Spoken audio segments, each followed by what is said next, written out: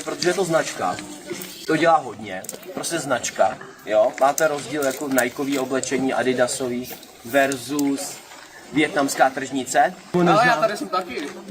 Sorry, ahoj. Tady je pan z večerky, hele, prochází. Jak to víš? Jak to víš? Super. On prodává tady drinky. Tak jo, takže je to o značce, ten Brabus stál fakt hodně peněz. Takhle, uvědomte si, že tohle je Mercedes-Benz, to je auto Mercedes, tady to mám i na volantu, jo. SPZ-ku mám zakrytou kvůli lidem, kteří ti nepřejou úspěch.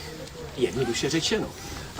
Když budou vědět lidi, že já mám SPZ-ku a bude tam napsaný třeba, nevím, Tary 23 nebo nějaký prostě poznávací znamení, anebo obyčejná SPZ, kterou si zapamatujete z videa, tak pak hrozí to, že když budu to auto mít zaparkovaný někde na ulici, tak půjde ten můj hater, takovej ten nepřející člověk, co má svých vlastních problémů dost.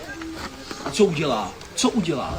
Posprejuje to Posprejuje, vezme to klíčkem, flusne na to, propíchne gumy.